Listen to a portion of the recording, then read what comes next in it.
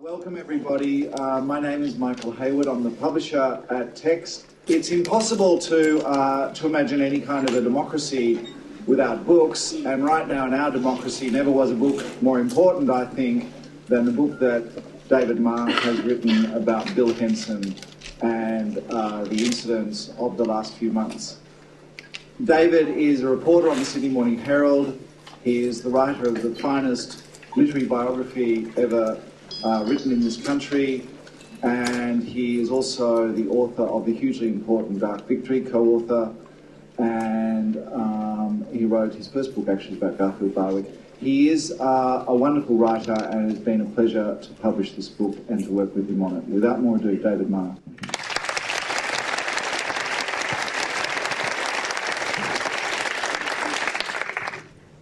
There's nothing journalists hate more, apart perhaps from putting innocent people through the mill, as I have in the last few days, than to find themselves scooped. And this afternoon I got a message from my colleague and friend Janet Hawley to inform me that I had been scooped. And she directed me to the wonderful profile she did of Bill Henson in December 2004, in which she wrote in the Good Weekend magazine about Bill Henson looking for models. It can be a search of weeks, months to find the model and the right face and the body he sees in his mind's eye. He has just spent a week in a girls' private school under the auspices of the art department, searching the faces of a couple of thousand girls. He saw only two that were perfect for his new series, but their parents declined permission for them to take part. That was published just under 4 years ago, and nobody, and quite rightly, nobody turned a hair. Last week, in the Sydney Morning Herald and The Age, I published a paragraph from this book, a paragraph which I see as a kind of monster swallowing the entire enterprise. It sits on page 108. I am known in the trade for what is called burying my lead, but really page 108. A paragraph in which I point out that Bill Henson had been to a primary school in Melbourne and had found one of his models there. This is an indication of the mad times we are living in, how hypercharged this issue has become, and how, to my mind, entirely unfairly, the figure of Bill Henson has been demonised in the last 4 months. This is the third round now of the Henson saga, and it is both blowing up and dying down in exactly the same ways as the first two rounds blew up and died down. This is the pattern of them. First, there are tabloid screams, and these screams are joined at the highest levels by the Prime Minister and other politicians. Rounds 1, of course, was the exhibition round in the late May in Sydney. Round 2 is the Art Monthly round in July, and now round 3 in September, October, over the publication of the excerpts in the Good Weekend, in The Age and the Sydney Morning Herald. So round 1, and so the first stage is the tabloid screams. They've been wonderful, joined by the Prime Minister, his astonishing rhetoric when asked about this issue. My paragraph was published on Friday of last week, and he was asked about it on Friday, and he said he had nothing more to add. But then he was asked about it again on Saturday at the Parramatta Westfield Shopping Centre, and he said, if the report is accurate, I don't think Parramatta is necessarily funny. He said, if the report is accurate, I'm disgusted by it. If the report is accurate, I'm disgusted by it. I think parents would be revolted and horrified if this were true. He was then joined by a number of other politicians, including, very sadly, Malcolm Turnbull, who, as leader of the opposition, has now gone to water on the Henson issue. And the following morning, of course, he was joined by Julia Shudder-Up-the-Spine Gillard, who was out to prove, as all the politicians were, that they were even more zealous defenders of children than anybody else around them. The press, and this is now the second stage of the third uproar. The press had a ball for a few days, and I particularly love the language they've been employing. Trawl was the language of Bill Heffernan. Bill Heffernan was quoted everywhere. Bill Heffernan actually drove the third round. Bill Heffernan was on the phone to newspaper editors, television stations, radio stations, and fellow politicians. The third round is very much Bill Heffernan's round. Trawling. News Limited used the word scour. That was the News Limited word. There was hunt and stalk as well thrown around to describe Bill Henson's visit, accompanied by a primary school principal to the playground. Hunt, stalk, scour, and trawl. And then there was Bill Leake's cartoon, which I don't think we need to go into much more. That was the second stage of tabloid uproar. And then, as with rounds 1 and 2 of Henson, the facts began to assert themselves on Monday, and things began to calm down. But I'm afraid to say that none of my eloquence, none of the artists and good, sensible people who have come out in support of Henson were as eloquent, were as effective as one man who had come to pick up his kids at the St Kilda Park Primary School. And that man was James Tompkins, Olympic swimmer, the man who'd carried the flag into the Beijing arena only a few months ago. What's that? Rower, I'm sorry, rower.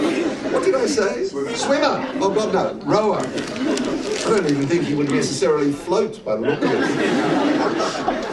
And there were television cameras there, and he said, I think it's a fuss, absolutely. If he's been invited along, as advertising companies get invited along to look for kids, to fill a role for kids stuff, in sports, sporting scouts get invited, all sorts of people get invited to schools. And Raphael Epstein said, it doesn't bother you, James Tompkins, it doesn't bother me one iota. And those few words were the most important words, really, that have been uttered in the last few days to calm things down. And we are now back where we should have been all along. Not necessarily agreeing that we like Bill Henson's photographs. Not necessarily agreeing that he should be allowed into schools, but able to discuss these issues without demonising them, demonising him, and without all this panic. To ask the question of what is going on here. When I was a kid, which was a long time ago, and the empire still in some ways existed, there were lots of stories. We were taught as little boys, stories of explorers. Stories about explorers were terribly important. And I love the detail that cropped up from time to time in these stories, that some tribe has been discovered somewhere, and it was always vaguely New Guinea, some tribe so astonishingly primitive that they believed that a photograph would rob them of their souls. And that's, I think, what we are now. We are that tribe. We have become that tribe so savage, so primitive, that we think that photographs can rob us of our souls. And I'm very interested in how we've got there, to that position, to the demonising of photography, to the idea that photography is astonishingly dangerous to us as individuals and to us as a society. I've been reporting censorship matters in one way or another for just about 20 years. And I've become familiar with those people in our society, and I'm not mocking or deriding them, but people in our society who are always there, campaigning in one way or another, calling in one way or another for a society that is more modest, more discreet sexually, more, especially in its lower classes, obedient. People who confuse, often entirely sincerely, confuse stuffiness with godliness. And over those last 20 years, they have had more and more difficulty being listened to. They are simply not much listened to anymore, except when they talk about the protection of children. Why? Well, because the protection and the care of children is a fundamental responsibility of decent people and a decent society. But these forces who are calling for things they've always wanted on the only grounds that will now be listened to are ramping up our anxieties about children in order that the prudish restrictions that they've always wanted will now be put in place. Let children be children, they cry, but really they want adults to be children. It may surprise you, but there has lately been a Senate inquiry into swearing on television. It's sometimes called the Gordon Ramsay inquiry.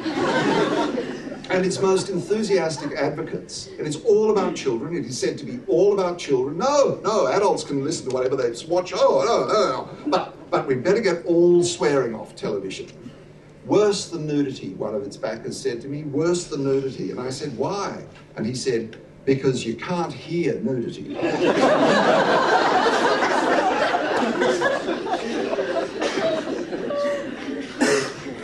What these people argue is that the innocence of children is at stake, and they see innocence as armour. Hetty Johnston talked of Bill Henson's photographs as being a chink in the armour protecting childhood.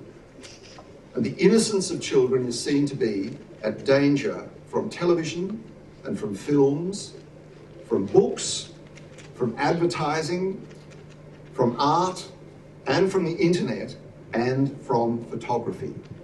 And each of those places, the dangers and the anxieties surrounding each of those forms, each of those places, is ramped up in the modern panic about the fate of children.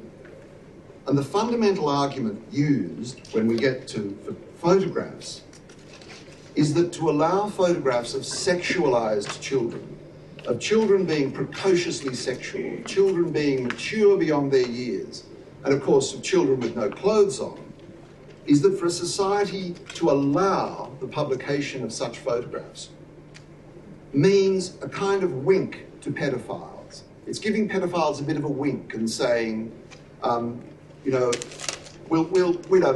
understand, we don't mind, if you view these people as sexual, we sort of understand if you're going to go about your appalling business. This is known as the argument of normalising. And what the backers of this argument say is that by allowing the publication of such photographs, we are normalising pedophilia to pedophiles. There are two problems, I believe, with this argument, which is an argument which goes almost unexamined in our society at the moment, because it sounds kind of decent, it sounds kind of reasonable, but the reach of this argument is enormous if we don't pay attention to what is being said here. There are two problems with the normalising argument. The first is that we send a number of messages to pedophiles. The main messages we send to pedophiles is that theirs is the most despised crime in our society. That if caught, they will be very severely punished with very long terms of imprisonment. That they are likely not to survive that term of imprisonment because many pedophiles, as you know, are murdered in prison. But that if they do survive, they are likely to be vilified and hounded for life. Now, they are strong messages that our society sends to pedophiles. And the notion that these messages can be forgotten by a glimpse of one of Bill Henson's photographs or the sight of a kid in a football jumper in a Kmart catalogue, because that is also being argued about by those who talk about corporate pedophilia. The thought that all of those tough, stern messages will simply be forgotten by the sight of one of those photographs, I think is nonsense. But secondly, and more scientifically, there is no proof that looking at photographs leads people to commit pedophile offences. There is just no proof of it. The really important starting date for the demonisation of photography is June 1989 in the United States of America, when a group of very conservative, fundamentalist Christian members of Congress and the Senate closed down a retrospective of the photography of Robert Mapplethorpe that was about to open at the Corcoran Gallery in Washington. This is a very important event in what its supporters rather pretentiously call the culture wars, the closing down of the Mapplethorpe exhibition. And the following year, a photographer called Jock Sturgis in California was raided by the FBI. Now, Jock Sturgis was a photographer of do we still call them naturalists, or can we call them nudists again? Or were they Naturists. Naturists. I always like to use people's euphemisms, don't you? Anyway, these sort of hippie Californians who don't wear any clothes, and Jock Sturgis was taking photographs of these people, and it included adults and it included children. Jock Sturgis, a very famous photographer. He was raided by the FBI. The children he'd photographed were grilled by the FBI. There was a huge public controversy about it, and talk of prosecution, and the prosecutions never happened. Failed, grand juries all collapsed. Now this in turn is another sub-pattern of the patterns that we're seeing at the moment, and established in the Jock Sturgis case and operating in the Bill Henson case is the same kind of thing as I was talking about before. Outrage in this police raids, talk of prosecution and prosecutions failing. And why do the prosecutions fail? And this is, or never happen. And this is so in the United States of America, later in Britain, now in Australia. The reason they fail is that the photographers have committed no crime. The photographs are not pornographic. They are not illegal. Nevertheless, the call from the community for something to be done about these photographs is undiminished by the constant knowledge or the constant demonstration that these photographs aren't criminal.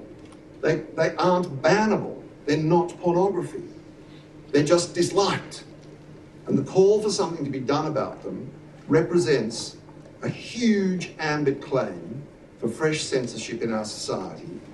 The biggest ambit claim for fresh censorship that our society has seen for about the last 40 or 50 years. All of this was already in place before the internet came along. And the internet absolutely supercharged these fears, supercharged the calls for action, and it's another example of the transforming power of the internet. Probably the key date here, and it's a Melbourne event, I'm glad to say, was February 2002, when it was discovered that some photographs of fully clothed private school boys in Melbourne, taken in public, of these boys in their rowing gear, were discovered on a rather dodgy website in the United States, which talked about appreciation of the pure young form, or some awful stuff like that. These were photographs that were fully clothed, taken in public, of people they're about 16, 17, 18 years old. And there was a flurry of concern about them in the press here in Melbourne. I mean, how do we prevent this? How do we prevent taking pictures of children without their consent that can end up on the internet? A couple of weeks later, the picture of a lifesaver, a young kid, 16 or 17 years old, in his Speedos, a person we know only as William from one of the Melbourne beaches, was discovered on a gay website in I think, Florida. And there was huge uproar in the Herald Sun about how this child had been ruined by this, absolutely ruined by this. And there were calls for action. I'm sorry to say this, but I'm now going to have to talk about masturbation. Behind the fear of the internet is the knowledge that somebody somewhere out there is masturbating over images. Perhaps we should use Darren Hinch's euphemism, drooled over, was what he said of the photographs of this young girl who we call N in the book. Drooled over, masturbated over. When Bill Heffernan called me last Friday with slaughter on his mind, I am going to kill the principal of that school, was his opening gambit in the conversation. If I find that principal, I'm going to kill that principal. What he had very much on his mind was wanking and the horrors that people were out there in the world wanking over images. I thought the Catholic Church had quietened down a bit about wanking, but Bill Heffernan hasn't. I said to him, Bill, what are the limits of the wanking rule? What are we going to forbid what are we going to forbid the publication of because somebody might wank over it? And, which I thought was moving the conversation to a sensible kind of area. But instead he wanted to tell me about Burmese children trafficked into brothels in Bangkok. And when I tried to get back to the wanking rule, he then talked to me quite a lot about a gardener at his school at St. Joseph's who taught him to swear. And when Bill, what's this got to do with Bill Henson? And he said, it's about standards. It's about the collapse of standards. And so we never got back to the wanking rule. But the wanking rule is actually tremendously important in this argument, and nobody talks about it, but we do have to talk about it.